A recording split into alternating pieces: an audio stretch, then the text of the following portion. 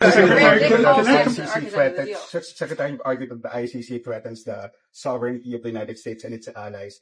How do you reconcile that position with the need for an international mechanism to hold perpetrators of war crimes and crimes against humanity accountable? Well, here's how I reconcile it. We're not members of the ICC. We never signed that treaty. We never joined it. And they somehow claim that they have a right nonetheless to go after non-treaty members and put heads of state and others in jail. We've long had quarrels with them, and we have lunatics and crazies involved in the ICC that are talking about charging members of the U.S. military, maybe even the president or a future president, with crimes. I mean, it's not going to happen. It's just not going to happen. We are not members of that court. We never signed on to that treaty. They need to understand that. If people want to sign on and be a part of that stupid organization, they can. But we're not going to be a part of it, and they're not going to apply their jurisdiction to Americans. That's just not going to happen. We're not going to tolerate it now or in the future. And we've warned them about it repeatedly. And now they're going to see the consequences of ignoring us. Remember, ang Pangulong Duterte kumalas o umalis sa ICC kung saan tinawag din ni PRRD na, teka, nakalay ba tayo? Are we live? May boses ba tayo? May boses tayo, no? Oh. Yeah, may boses tayo. Hello, mic test, may boses tayo. So, tinawag ni PRRD na buang, okay? Buang ang mga nasa ICC. Tinigan natin dito.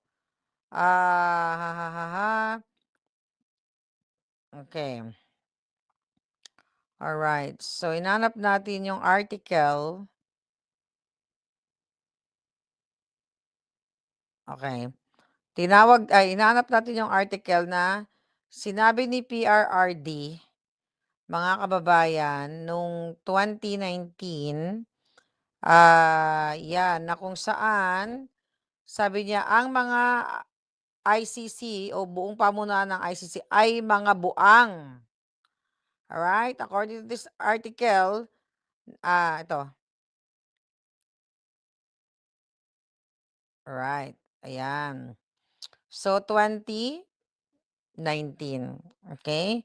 Hindi ko lang mahanap yung video pero so, kaya kumalas si PRRD dyan sa ICC na yan. So, ngayong the other day, kung saan bumisita si Rubio, alam niyo ba kung sino si Rubio? US Secretary of State. Alright? Pumunta siya dyan sa Pilipinas dahil mayroong ASEAN Chuchu event. Pero nakikita ko dito, baka sinabihan si Bangag na pag hindi ka tumigil sa pakikipagsabuatan mo sa ICC, may kalalagyan ka. Right? Kasi, talagang si Rubio nag-effort para pumunta sa Pilipinas.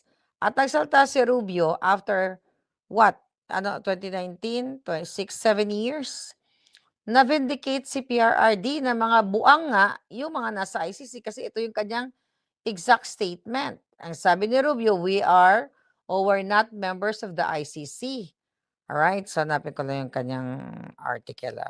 Okay, ni Rubio. Alright. So sinabi niya dito, we're not members of the ICC. We never signed the treaty. We never joined it. We have lunatics and crazies involved in the ICC that are talking about charging members of the U.S. military, maybe even the president or a future president with crimes. It's not going to happen. Alright? So sinabi niya sa harap ng bagag na administrasyon na mayroong mga buang, mga siraulo na involved dyan sa ICC. So it's like saying, nasampal din na kayong mga bangag, buang, kasama kayo sa pakikipagsabuatan. But syempre, diplomatic chucho, hindi naman makipag-away si Rubio, pero alam nila ang ginawa nila nang pinakidnap nila si PRRD. Kaya ako talagang positive ako dyan na i-abolish yan. Dudurugin talaga yan ng Amerika ang ICC. So, feeling ko, talagang winarningan yan si Bangag. Hindi lang natin alam, behind the scene. Kasi sabi ni Rubio, Secretary Rubio, if people want to sign on and be part of that stupid organization, they can. Like ang Pilipinas. Nakipagsabuatan si Bangag. Sabi ni Rubio, but we are not going to be part of it. And they're not going to apply their jurisdiction to Americans. Hindi nila ma-apply ang jurisdiction nila sa mga Amerikano. Sabi ni Rubio, we are not going to tolerate it now or in the future, and we've warned them about repeatedly, and now they're going to see the consequences of ignoring us. Bakit sinabi ni Rubio dito itong statement na to, mga kababayan, sa Pilipinas, sinawag yung stupid organization. Buang, in other words. Mga kababayan, isa lang ang mensahe. Ito ay pinatatamaan ang Bangag administration. Kasi paulit-ulit na sinabi ni Secretary Rubio nung nasa Amerika siya before ng kanyang visit. So I think ito talaga ay sampal kay Bangag o sa Bangag administration na nakikipagsabuatan nga sa ICC. We don't know exactly behind the scenes, pero pakinggan natin to. Okay, ang sabi niya. Signed that treaty, we never joined it. And we have lunatics and crazies involved in the ICC that are talking about, here's how I reconcile it. We're not members of the ICC. We never signed that treaty, we never joined it. And they somehow claim that they have a right nonetheless to go after non-treaty members and put heads of state and others in jail. We've long had quarrels with them. And we have lunatics and crazies involved in the ICC that are talking about charging members of the U.S. military, maybe even the president or a future president, with crimes. And it's not going to happen. It's just not going to happen. We are not members of that court. We never signed on to that treaty. They need to understand that. If people want to sign on and be a part of that stupid organization, they can. But we're not going to be a part of it, and they're not going to apply their jurisdiction to Americans. That's just not going to happen. We're not going to tolerate it now or in the future, and we've warned them about it repeatedly. And now they're going to see the consequences of ignoring us. And we have Diba? So that was, teka lang. And crazies involved in the Okay. ICC that are talking. So, di ba, sinabi mismo yan kahapon sa speaking engagement niya dito sa ASEAN Foreign Ministers Meeting. Alright? Feeling ko talagang itong Amerika, ito si Rubio, winarningan na yung mga bansang makikipagsabuatan sa ICC.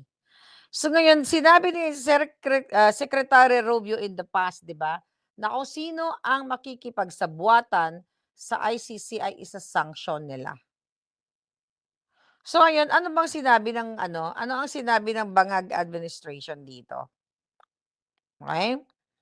Ang sinabi ng Bangag administration, mga kababayan, ay hanapin natin yung sinabi ni Castro. Tara, may sinabing gago na yun.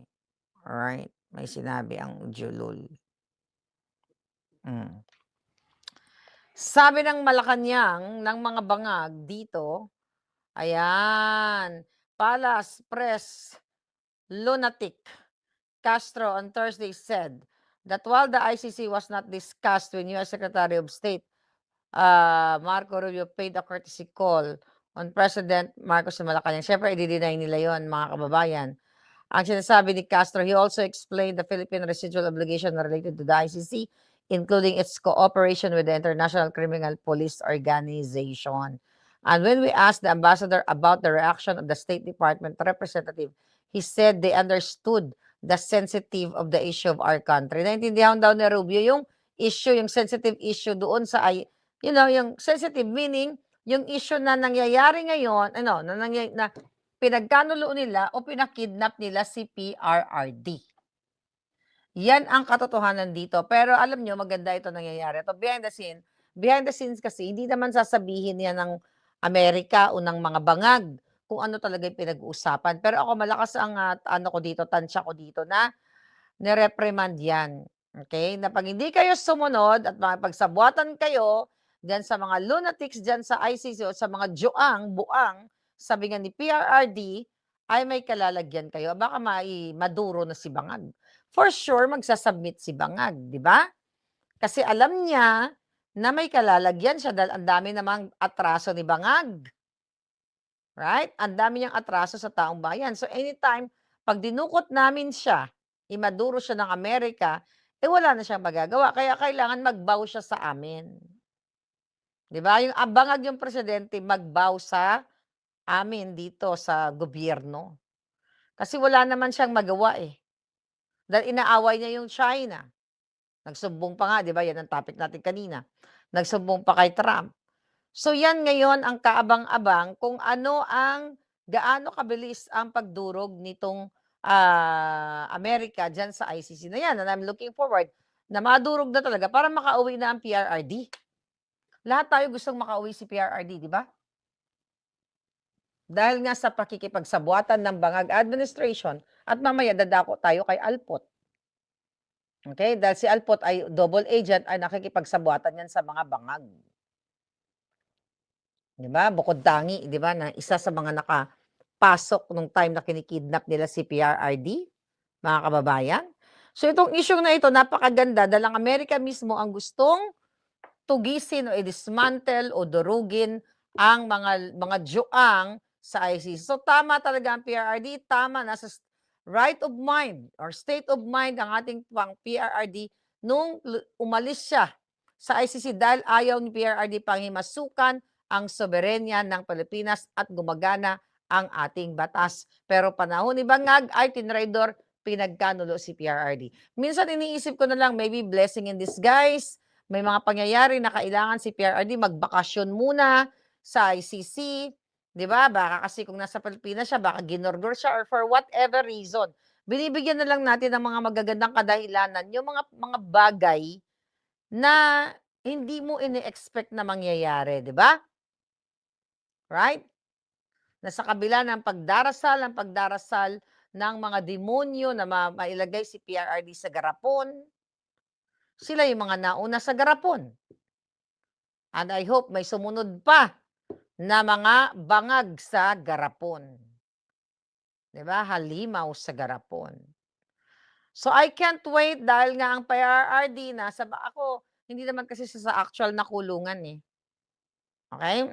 Sinabi ko na to dati sa inyo. Minsan isip ko na rin na again nabanggit ko na nagbabakasyon lang si PRRD, 'di ba? Nasa OFW na nagpapahinga lang, nagpahinga siya sa mga kaputahan ng politika, yung gumagamit sa kanya, yung kumakaray-karay sa kanya.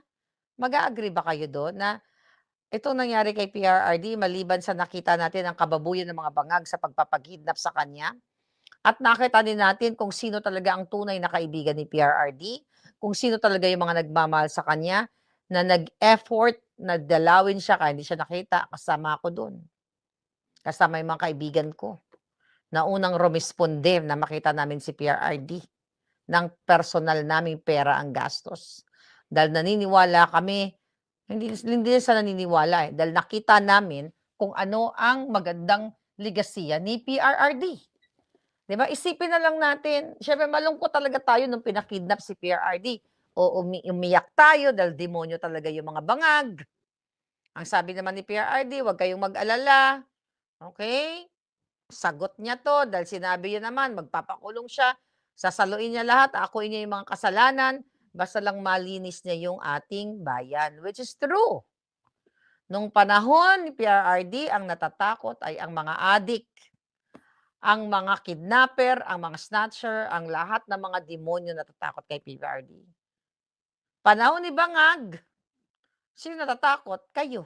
Mga magulang, mga kapatid, nanay, tatay, lolo't lola, na hindi nyo alam ang inyong mga mahal sa buhay, kung makakauwi pa ba ng buhay, dahil ang mga riders, tricycle driver, o lahat, nag-opisina, kung hindi kinikidnap, pinahablot, nira-riding in tandem, binabang-bang-bang, di ba? Sa panahon ni Bangag, ang 5-7 years old na bata na pinakita natin kanina, may hawak na patalim, nangingi na mamalimos, may hawak na, na panaksak. Nakita ninyo? So yun lang ang analysis ko dito na merong sa likod, okay? Mayroon kaming hinihiling sa inyo para, umamo kayo sa amin. Yung bangag pala. Not the Filipino people. Yung bangag. Right? Kaya nga gusto ko nga sakupin ko na lang kayo, di ba? Kasi nga walang panindigan yung presidente yung adik eh. Oh. Kulang na nga lang ibala well, hindi kayo ibabala, pinagnanakawan kayo everyday, ulit-ulitin natin, flood control, budget, utang, mga ginto, Maharlika funds, Bureau of Customs, Department of Agriculture, name it. Lahat ng departamento, pinagnanakawan nila. Sa panahon ni PRRD, at least may nakita kayong may pondo ang PGH. Pinananagot ang mga demonyo, tinatanggal ang mga walang hiya, pero tingnan mo si Bangag, ang ina-appoint mga demonyo, mga attack dogs katulad ni Castro. Ito naman si Virus, maiba lang ako, nag-a-assume siya na siya daw isusunod. Sabi ko, sino naman magtsatsaga sa kanya? Siguro kung mayroon man isusunod yung mga, yung mga, I don't know kung sinong gumurgor, kasi mukhang AI yung gumurgor dito sa kanilang attack dog. Kung, ipagpalagay natin, sundan natin yung narrative. Okay? Yung naratibo ng mga bangag nang nagpagurgur daw sa kanilang attack dog ay mga Duterte. Yun ang sabi na pupunta at pupunta dyan. Yan ang ginagawa nila ngayon. Kung totoo yan, bakit hindi pa si Castro? Di ba? Kung ibibintang nila, yung namatay na ilagay sa yung nailagay sa garapon, bakit yun pa? Dapat si Castro ang inuna nilagay sa garapon. O kaya si Bangag, o kaya si Trillanes, right? So yan ngayon, pero actually sa mga nakalipas na ilang araw, may napanood ako mga vlog, mga short clips, no? Na hanggang ngayon galit na galit na galit na galit na galit pa rin sila doon sa halimaw sa garapon. Ako, I have to admit, nung una sabi ko nga pinatawad ko, pero nakita ko yung mga kababuyan niya laban sa kay Inday Sara, mga kasinungalingan. Yung kasinungalingan niya sa akin, di ko naman kasi pinanood, kaya hindi naman ako naapektuhan doon dahil alam ko kasinungalingan. Pero nakita ko talaga yung galit ng tao. But today, sabi ko, putang ina, patay na, gurgur na to. Di ba? Gurgur na siya eh. Kung tutusin, wala na talaga siyang kalaban-laban, natapos na yung buhay niya. Dahil sa nagpagamit siya sa mga bangag. As in, gurgur na gurgur pa rin yung tao. May nakita akong vlog, 10,000, 15,000 comments. Ang galit na galit na galit na galit dito sa kanilang attack dogs. Right? Kaya sabi ko nga, kung meron man talagang sisisihin sa pagkagurgur dito sa halimaw sa garapon, ay ang bangag administration. At kung totoo, kung ang kanilang kasinungalingan na, tayo daw ang gumurgur, tayo lahat, okay? Na mga DDS supporter, yan ang narrative ng, believe me, yan ang susunod na mga narrative, ibibintang yan kung kani-kanino. Right? So ngayon, mga kababayan, ang ginagawa talaga nitong mga bangag na ito, ayan, kaya talaga nagbayad sila ng mga attack dogs para atakihin ang mga Duterte.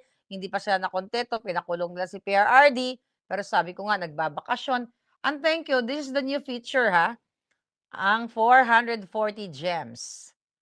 Okay, wow, gems. Sana totoong yan, no? Totoong kumikinang-kinang na, what do you call that?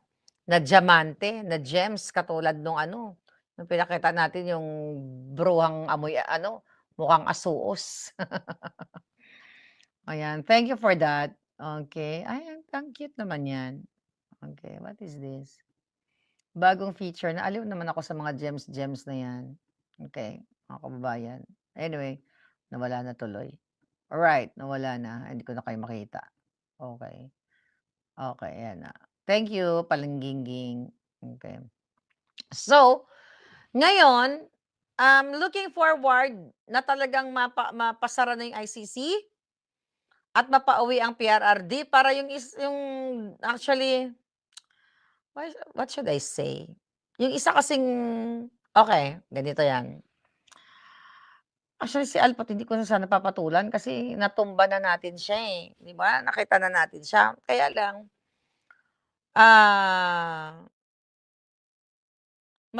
matigas pa rin yung bungo niya. Kasi ako naman, kasi after na, kunyari, nadurog na kita, I'm done with that, di ba? I'm not with that issue. Durog ka na eh, ano pang gagawin natin? Parang ito, although sariwa pa yung nagurgor, di naman tayong nagdurog, pero nalagay na sa garapon, sabi ko nga, kawawa naman, kahit papaano, 'di ba? Pero demonyo talaga, galit na galit yung tao. Pero tinitignan-tignan ko, shit, wala na 'tong kalaban-laban, hindi na siya makasagot. Hindi na siya makasagot, pero talaga yung iniwan niyang kabalahuraan, eh, wala talaga. But gano'n pa man, let's move forward kay Alpot, okey? Sino nakakakilala kay Alpot? Okey, siguro yung iba, magbasa na lang kayo sa comment para malaman niyo kung sino. Alright, ito kasing si Alpot, mga kababayan, ito talaga panira sa mga Duterte. Dating yaya, dating nagtrabaho sa Malacanang, kaso lang yung pagiging boba niya, nagkaroon ng konting power, ayun, ginamit niya ng mga Team Alpotera at nagkakapera sila gamit ang pangalan ni PRRD, bumibika ang bilat ni Alpot kung kani-kanino para makagamit ng, makakuha ng pera and everything. Then, yung mga nakaraan ay, na pangyayari na nagbabayad siya ng pera do'n sa Hague para, maging underdog sa kanya. Hanggang ngayon nagbabayad pa rin siya, 'di ba? Namimigay pa rin siya ng pera, I don't know, pero mukhang wala naman na siyang I don't know, may mga natira pa siya sigurong pera, pero may mga binabayaran pa siya doon. Ang problema kasi done na sana yung issue kay Alpot. Pero may mga nagse-send kasi sa'kin na information, yung mga dati niyang ka-team ay nagising na rin. At vindicated talaga ako na talagang yung mga binanggit ko in the past, yung pambababoy niya kay PRRD ay totoo at naniniwala na rin yung dati niyang mga ka-team. Alright? So good naman at, shout out naman sa inyo na nagising kayo na at least alam niyo na hindi ako nagsisinungaling. Dahil wala naman ako mahita, hindi ko na lang kayo papangalanan at grabe yung mga pinagsasabi niyo sa'kin, grabe ang mga kung murahin niyo ako, pero okey lang yan kasi nagmumura naman ako, eh. So, hindi naman ako nasasaktan do'n, nagmumura ako, so it's a tie, 'di ba? Yun nga lang yung gagawa kayo ng kuwento na kasinungalingan, iba naman yun. Pero naintindihan ko naman yung galit ninyo kasi nung time na yun, baka nakikinabang kayo kay Alpot, nagbibigay ng, ayuda or whatsoever. So, maintindihan ko kung kapit kayo sa patalim or what. So, kaso lang, itong si Alpot ayaw tumigil. Nandoon na naman sa dahig at nagtatago, "Ikaw putang ina mo ka, okey, tapos na sana ako sa'yo. Kaso yung kaputang inahan mo sinusuka ka na nga ng pamilya, wag ka na manggulo, okey? Sana last ko na lang 'tong magsalita tungkol sa'yo, dahil gaga ka. Akala mo walang nakakarating sa'kin, yung teleskopyo ko mula LA, umaabot hanggang dahig." So, yung mga nakaka-follow sa akin, alam niyo na 'to kung anong ginawa nitong kasalanan, yung pambababoy niya kay PRRD, alam niyo na 'to. Actually, ilang days ko na nalaman yun, kaya lang nag-isip-isip ako, sabi ko, "Pag-uusapan ko ba 'tong jutang Ginimis na 'to, eh, patay na 'to sa ano ko, eh, para sa'kin gurgur na 'to." Kaso lang, gumagawa ka na naman ng eksena diyan, Alpot. Huwag mo ipilit, okey? Napapasok ka diyan, ano bang plano mo? Ano ba, gugurgurin mo ba si PRRD? Inuutusan ka ba ni Satanas? Inuutusan ka ba nung matanda na kaibigan ni Satanas na nagbibigay sa'yo ng maleta? Ayaw mo pang manahimik, alagaan mo yung anak mo, gaga, yung isang dosena mong anak ng hinayupak ka. Saan ka kumukuha ng pera, nagtatago ka pa, puntahan niyo diyan sa Ocean House. Diyan ka, akala mo, may nag-send sa'kin na picture. Kasama mo yung ano mo, sidekick mong mukhang espasol. Do'n sa harap na 'yan, akala mo hindi siya nurse, hindi siya nagpapanggap lang siya, yaya siya, isang boba, okey, na dumidikit sa mga Duterte gamit ang mga optics. Pinlano niya na video-videohan ang mga pagsuklay-suklay kay PRRD, kung ano-ano mga kaputahang ginawa in the past, right? Akala mo hindi ko alam, nandiya-diyan kayo sa Ocean House. Kasi yung picture na sinend sa'kin, nandiyan si Espasol, alam ko yung may pizza doon, may Pilates. Akala mo hindi ko kabisado yung lugar na 'yan, actually favorite place ko 'yan sa Den Haag, okey? Pero dahil nag-stay ka na diyan, 'di na ako magsi-stay diyan ever. Na-inlove ako sa place na 'yan. Alam ko yung pizza ta's may coffee shop, may chocolate, ganyan-ganyan. Kahit pumikit ako, alam ko yung lugar na 'yan because nag-stay kami diyan siguro for 2 weeks, 3 weeks maybe. So anyway, Pumupunta ka diyan sa ICC para ano, nagmaskara-maskara ka pang hinayupak ka. Nagmamas pa siya para hindi daw siya makilala. Nanggugulo ka na naman. Ikaw ang punot dulo ng kaguluhan sa Hague kaya nag-away-away yung mga tao. Na hayop ka. Magkano ba kasi binabayad mo kay Chipmunk kung meron man? At ikaw naman, Chipmunk, akala mo hindi ko alam ha? Yung grupo ninyo, may grupo kasi sila. Okay, may puting ahas ako diyan sa loob ng grupo niyo. Eh, ang sabi mo, Chipmunk, sabi kasi ni Chipmunk, "Ay, walang dalaw ngayon. Kaya wag tayo pumunta ngayon sa street, ganyan-ganyan." Yung pala, ayaw lang niya ipakita sa mga grupo niya na itong si Alpot bumabalandra doon, nagmamas na ganyan, nagpapanggap. Hindi ka naman nakakapasok. Anong gusto mo? Magpupuslit ka diyang hayop ka? Yung mga anak mo, alagaan mo. Huwag ka magpanggap na matino kang putang ina ka. Ang puhunan mo para mabuhay sa mundo, ang bilat mo. Yan. Gumagawa ka talaga ng kaguluhan dyan. Dahil ba alam mo, andyan si Inday Sara darating, poporma kayo. Sinusuka ka na nga ng mga Duterte. Kala mo hindi ko alam? Huwag na kayo maniwala sa alpot na to. Magbasa kayo dyan sa comment. Napag-alaman ko na sinusuka ka, mabait lang ang mga Duterte. Ayaw ka lang sampalin. Anong ginagawa mo dyan? Ba't ka nanggugulong hayop ka? Buti na lang wala ako dyan eh. Pag nandyan ako talagang mumurahin kita, talagang sabihin ko sa'yo, "Oh, anong ginagawa mo dito? Hindi ba ka ba kontento sa kakabika? Saan ka kaya kumukuha ng kapal ng mukha?" Sabi ni Sunny Whips, yan ang pinakamaganda. "Manggugulo ka na naman diyan, may picture-picture ako kay Inday, picture ko ma'am, ma'am, ganyan-ganyan." Isinuka ka na nga ng mga dati mong kasamahan na nagtatanggol sa'yo. At mini-mention pa ako na tama si Maharlika. Nagtanim ka ng kasinungalingan para magalit yung tao sa akin, magalit kay Harry Roque. Na totoo naman ang sinabi namin lahat. Pinipilit namin magkaayos ang sa mga tao sa daig. Pero ikaw ang gumawa ng kwentong hayop ka. Nagpakampi ka pa sa mga kaibigan namin pare-pareho. Kaya sa mga kaibigan ko, isa-shoutout ko silang lahat. Wag na, nanahimik na lang. Okay? Sa mga kaibigan ko, wag na kayo umasa diyan. Akala niyo mabibigyan kayo ng pass?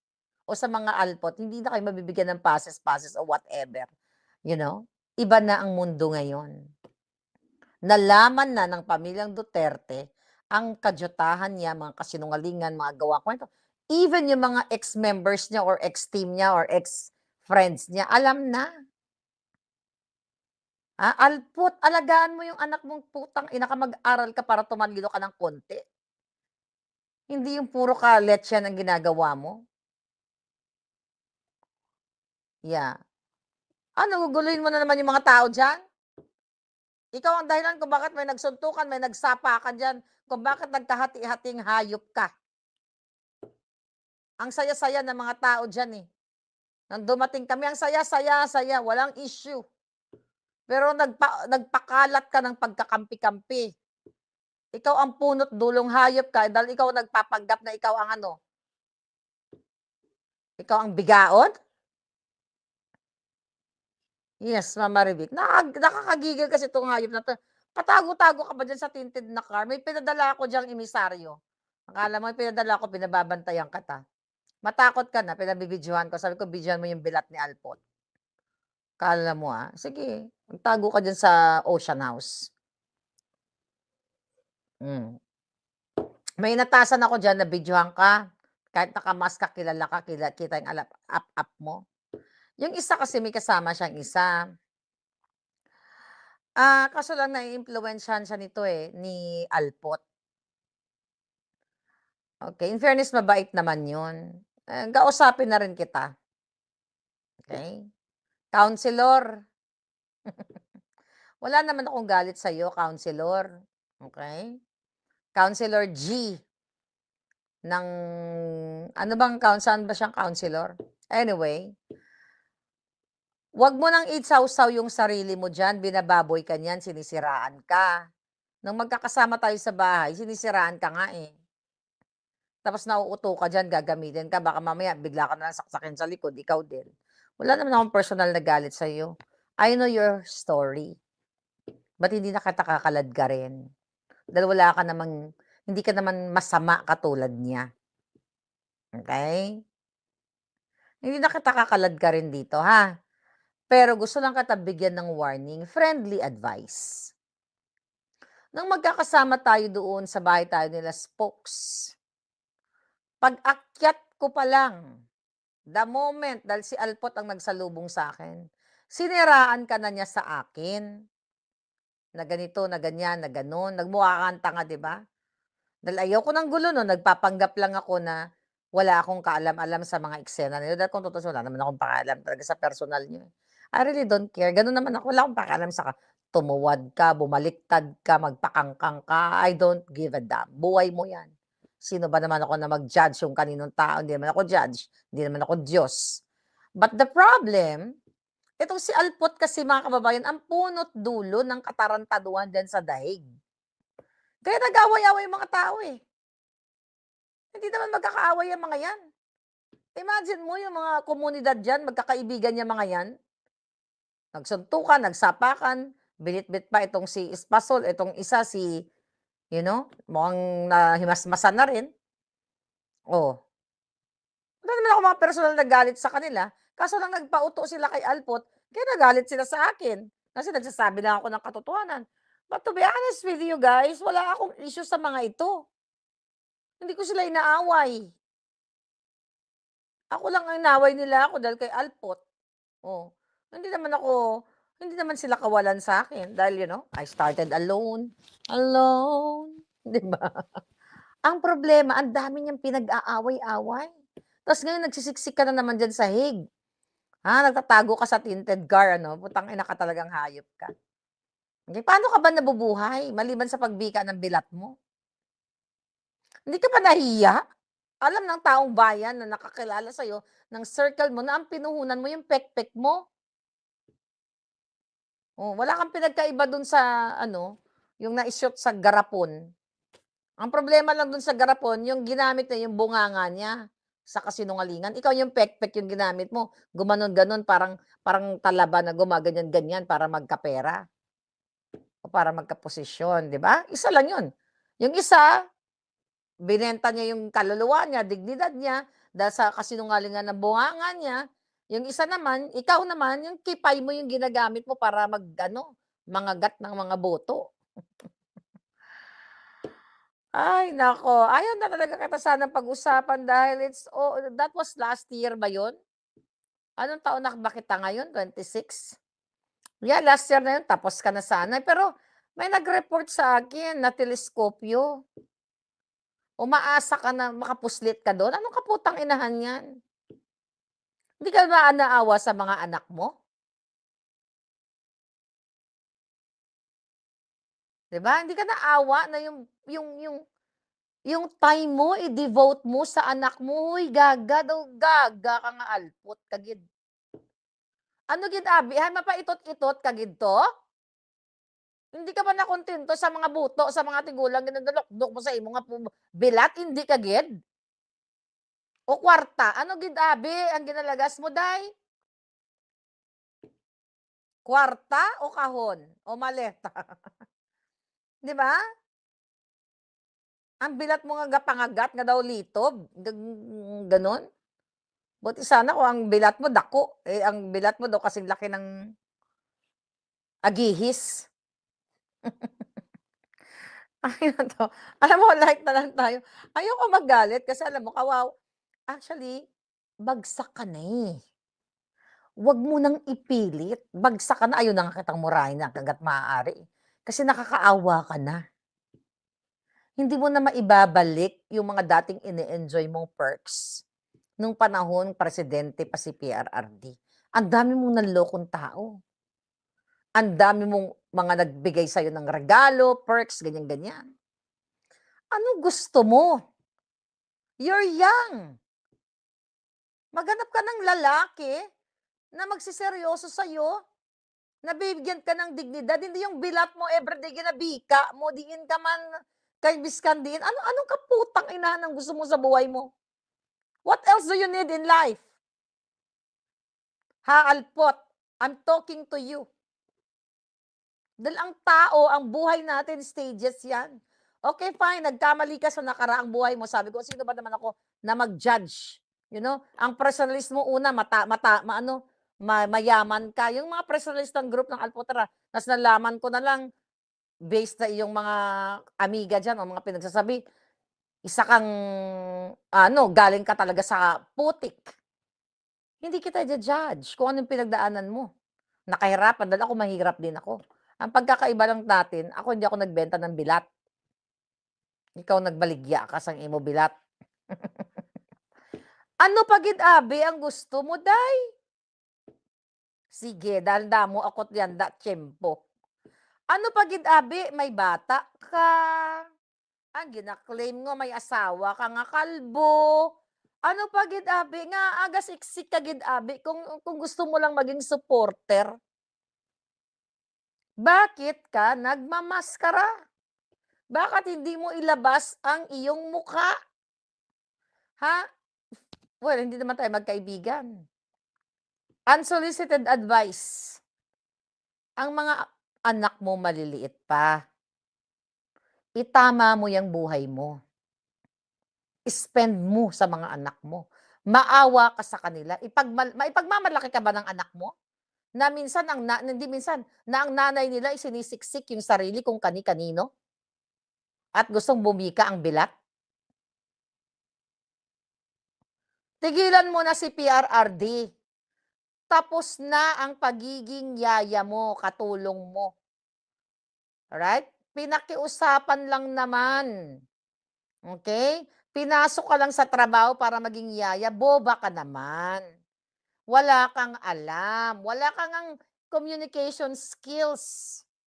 Okay? As in wala, purdoy, bagsak, basura, kanal, name it. Ginagamit mo yung mga old videos mo para makahingi ng pera, ganyan.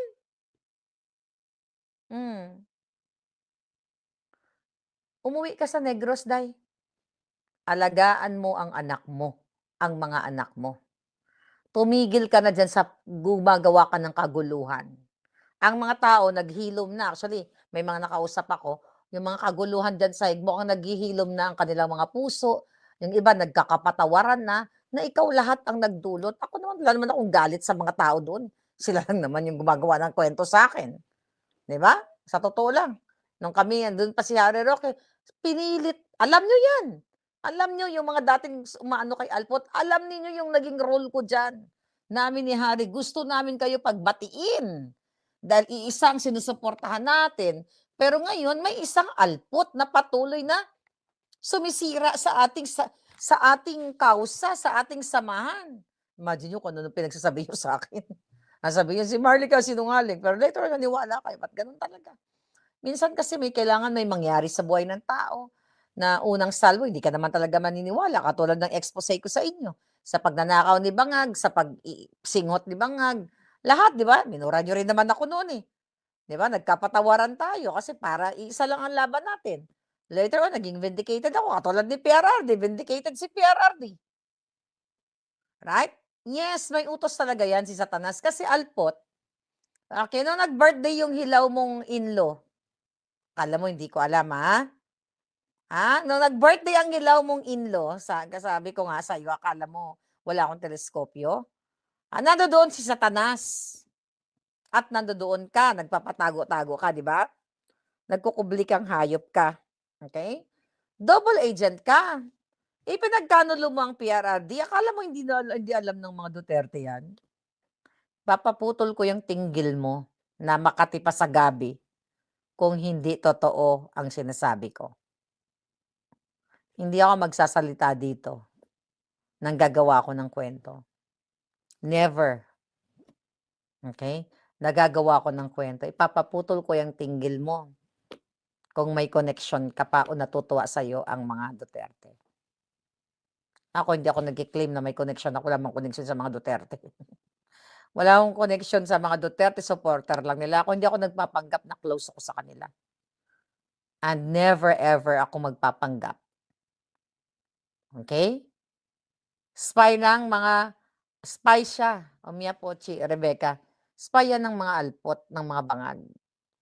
Okay? Magbasa kayo sa comment para malaman niyo kung sino si alpot. Ang nakakaloka lang dito sa babaeng to, ayaw pa rin tumigil. Saan ka kumuha ng pamasahe?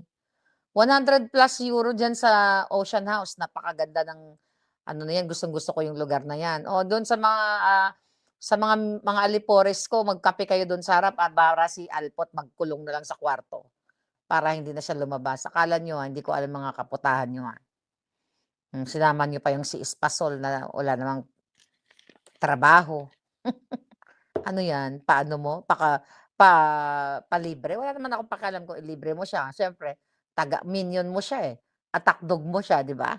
Ang sa akin lang, huwag ka na gumawa ng kwento. Huwag mo nang guluhin ang pamilya. Okay? Huwag mo nang babuyin ang pamilya. Ang dami na nga nangyayari sa buhay ng pamilyang Duterte, nagdagdag ka pa.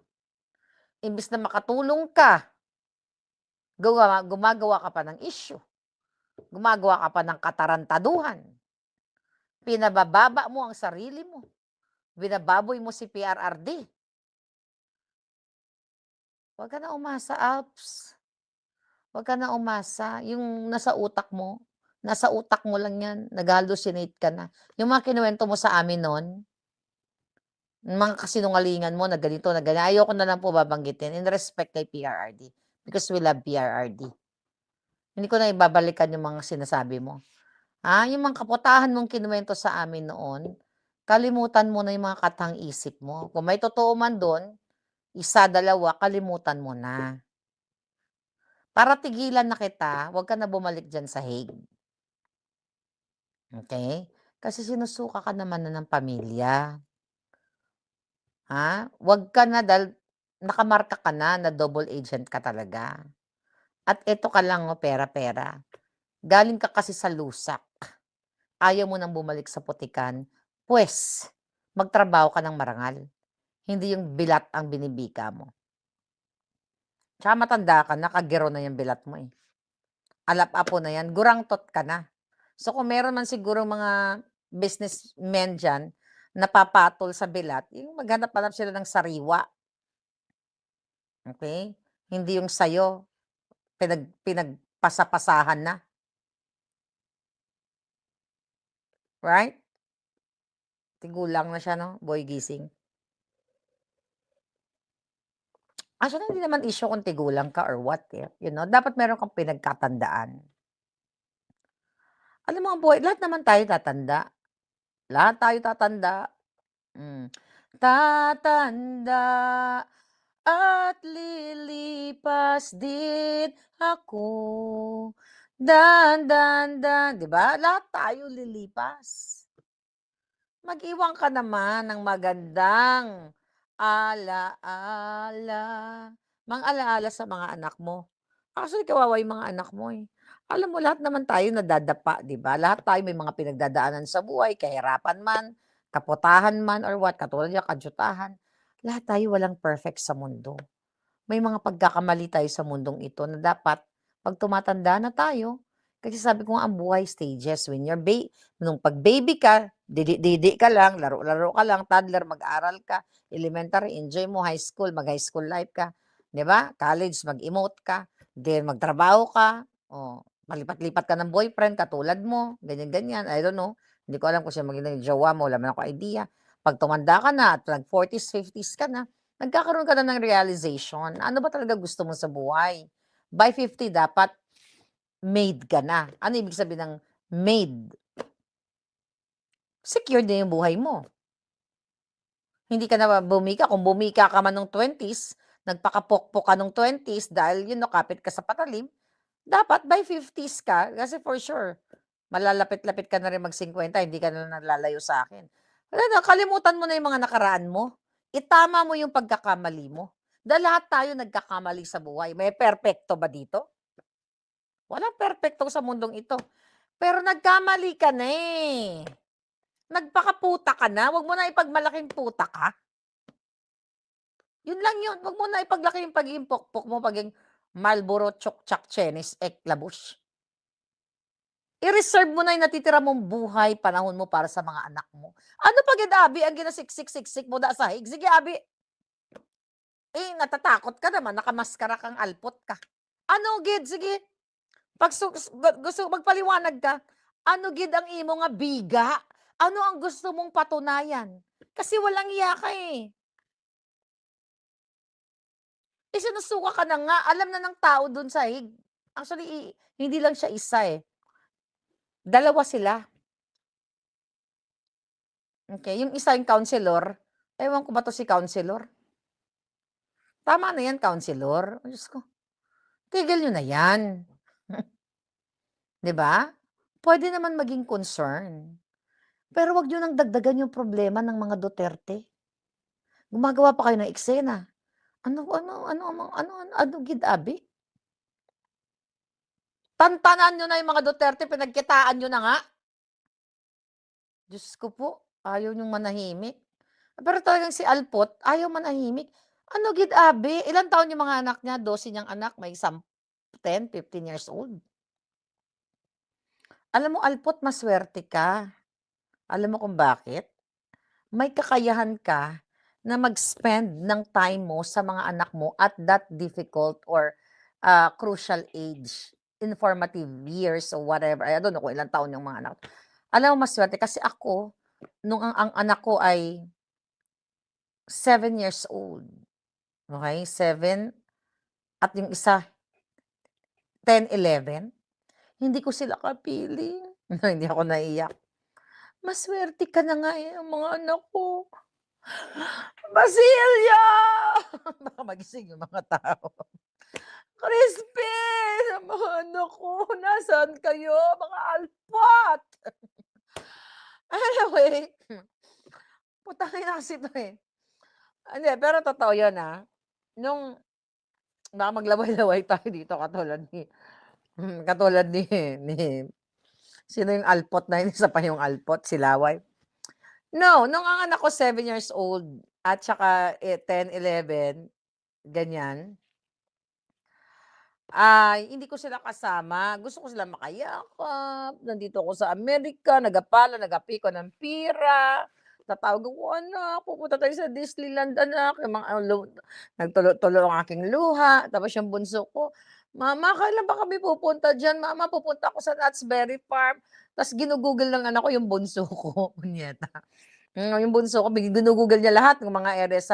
Mama, pupunta ako sa Disneyland. Mama, pupunta ako sa Universal Studios, sa Six Flags. Hindi ko nga alam yung mga lugar na yan dahil hindi naman yun ang focus ko. Tumutulo yung luha ko, Alpot. Kay kaluluoy man ang akon mga bata, hindi ko nakapiling, malayo ako. Pero ikaw, you're young, you still have time para ipakita yung pagmamahal mo sa anak mo. Huwag ka magpanggap na happy family ka. Dahil hindi ka happy family. Huwag ka manira ng pamilya. Demonya ka eh. Baka masunod ka sa garapon dahil sa ginagawa mo, baka karmahin ka. Itigil mo na yan. Huwag ka nang sabi ko sana last ko na lang tong pakikipag-usap kasi namatay ka na sa vlog ko ng kata. Hindi ka naman kata binibigyan ng ang tawag diyan ng panahon. Tatigan ko lang. Alam mo ba, Alps? Tingnan mo may nag-message sa akin, no? Yung mga anak mo daw, okay, sabi to ng may nag-send sa akin. Teka lang nakakatawa to. Ito mga kaibigan mo to may nag-send sa akin. Sabi dito, ayan, ang kabit. Ang sabi dito, yung mga anak mo daw iniiwan mo lang sa yaya. Ay, nako, maawa ka sa mga anak. Alam niyo kawawa yung mga bata. Kaya kayo, guys, mga palangga, kung meron akong wish sa atin lahat ng mga Pilipino, yung huwag kayo mahiwalay sa mga anak niyo, napakahirap. Kaya maraming broken family. Dahil si lalaki nag-abroad, nagkaroon ng girl lalo sa ibang bansa. Si babae nag-abroad, nagkaroon din ng boylet sa ibang bansa. Kasi mahirap tayong bansa, third world country tayo, 'di ba, na tinatawag. Okay, developing country chuchu. Pero mahirap yung bansa natin kaya tayo nahihiwalay tayo ng 6 months, 1 year, 2 years, 3 years. Alam mo, bullshit 'yan. Alam niyo kung bakit? Tayo lang ang karamihan sa ating mga Pilipino nahihiwalay sa ating mga asawa.